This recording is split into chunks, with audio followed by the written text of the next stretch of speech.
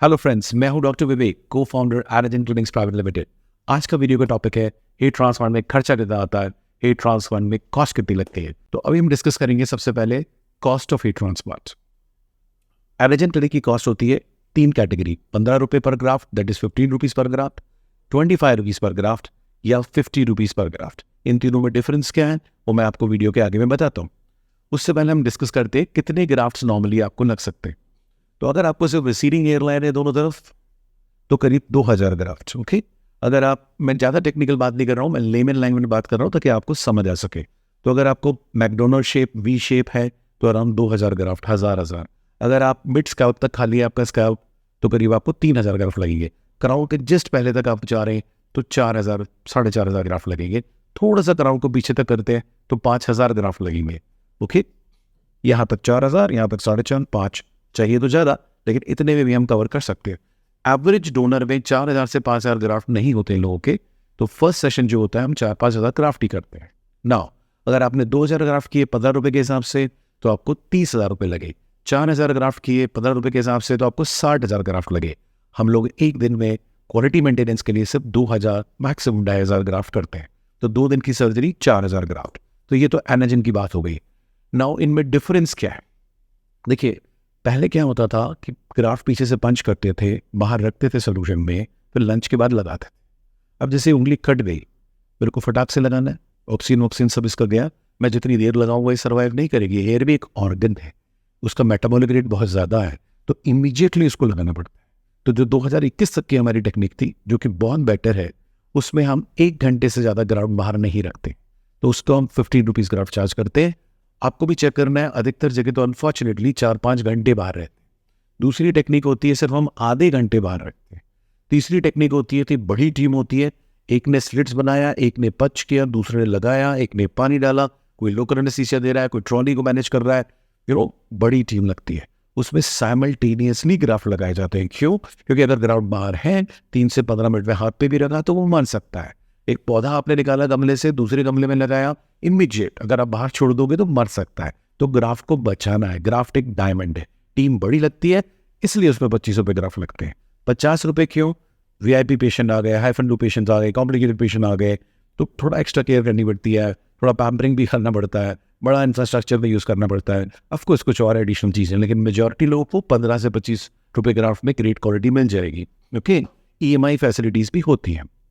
अब हम बात करते हैं, एक्चुअली तो 10 से 100 रुपये ग्राफ्ट होता है पूरे इंडिया में और मुंबई में। अगर आप देखो तो आपको बड़ा मुश्किल हो जाएगा कैसे मैं चूज़ करूँ। तो पहला पॉइंट है, आपको कॉस्ट के हिसाब से क्लिनिक नहीं चूज़ करनी है। ओके, आपको पहले डिसाइड करना है कि क्वालिटी क्लिनिक्स कौन सी हैं, 1 2 3 4 5, उसके बाद उनमें से कॉस्ट वेरिएशंस देख के आप चूज़ कर सकते हो। ठीक है, don't be penny wise and pound foolish.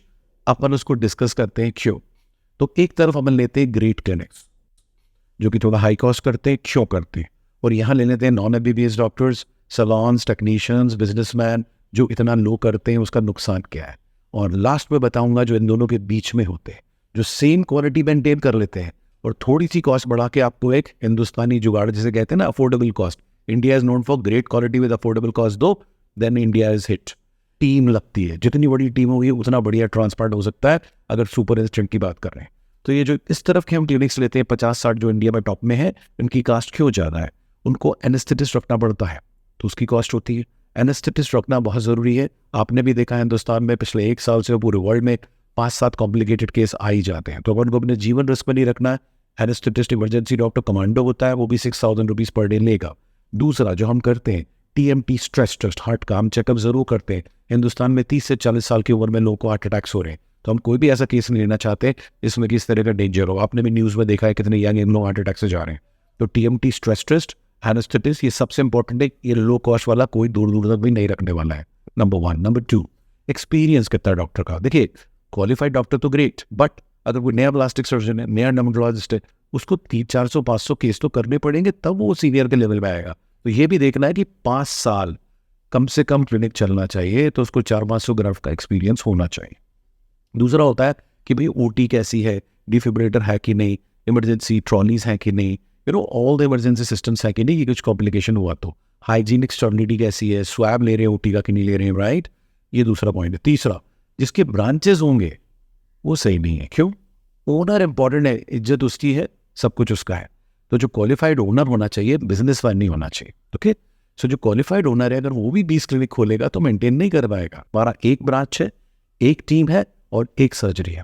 Okay, उसी क्लिनिक में आपको जाना है, एक ब्रांच, एक टीम, एक सर्जरी। ओनर खड़ा होना चाहिए। ठीक है, अगर अधिकतर 50 के बाद आई साइट थोड़ी वीक हो जाती है, अधिकतर 50 के बाद मेरे बैक इशू है तो 7 घंटे बैठ नहीं सकते, मगर ओनर खड़ा तो रहना चाहिए कम से कम during the procedure. Okay, so ये 3 बातें। फिर आता है कि इक्विपमेंट्स की क्वालिटी। भाई 10-20 हज़ार की भी मशीन आती है FU की, और 5 लाख 10 लाख की भी आती है। उसके बाद होता है पंचेस 500-700 के भी आते हैं, 25,000 के भी आते हैं। उसके बाद होता है कीप इम्प्लांटर्स वगैरह यूज़ नहीं कर रहे, तो बहुत थोड़ी टेक्निकल चीज़ें हैं। तो ये सब ये लोग चीज़ यूज़ करते हैं, इसलिए इनकी इतनी कॉस्ट होती है। जो टॉप 50 डॉक्टर्स हैं इंडिया में, इधर आ जाइए, नो एनेस्थेटिस्ट, लो कॉस्ट में। क्वालिटी स्टर्निटी क्या है किसी को पता नहीं। कोई भी पेशेंट आ रहा ले रहा है, लेकिन जो क्वालिफाइड डॉक्टर्स होंगे वो मना करेंगे। Cardiac case no, uncontrolled diabetes no, convulsions no, hypertrophic scar keloid no. तो कई ऐसी चीज़ें हैं, अगर आप डायबिटिक पेशेंट है, अनकंट्रोल्ड, आप कन्वल्शंस है, आपको हार्ट अटैक है, मत कीजिए ट्रांसप्लांट। जान ज़्यादा ज़रूरी है, ट्रांसप्लांट नहीं। तो अच्छा डॉक्टर एथिक्स की बात करेगा, पुश नहीं करेगा, सेल्स नहीं करेगा। जहाँ नहीं चाहिए मतलब नहीं, और आपको प्रॉज एंड कॉन्स बताएगा। इधर वाले क्या बोलेंगे, 25 साल मेरे ग्राफ्ट चलेंगे, ये हो जाएगा, वो हो जाएगा। नो नो नो, कुछ जादू नहीं हो सकता। रियलिस्टिक एक्सपेक्टेशन बताने पड़ेंगे। आपका डोनर अच्छा है तो बाल अच्छे, डोनर वीक तो बाल वीक। कितने साल का चलेगा? हर कोई बोलता है लंबा चलेगा, ऐसा नहीं है भाई। मैं सच बताता हूँ, 3 से 7 साल चल गया बहुत है, किस्मत है तो 10 साल। क्योंकि आजकल यहाँ से भी जो अपन बाल लगाते हैं ना, वो भी शेड हो सकते हैं। मेंटेनेंस बहुत जरूरी होता है। Thank you. आप नीचे कमेंट्स लिखें, आपको वीडियो में और क्या चाहिए। अगर आप नीचे नंबर भी हैं, वेबसाइट्स भी हैं, आप अपने फ़ोटोज़ भेज सकते हैं, फ्रंट से, टॉप से और पीछे से।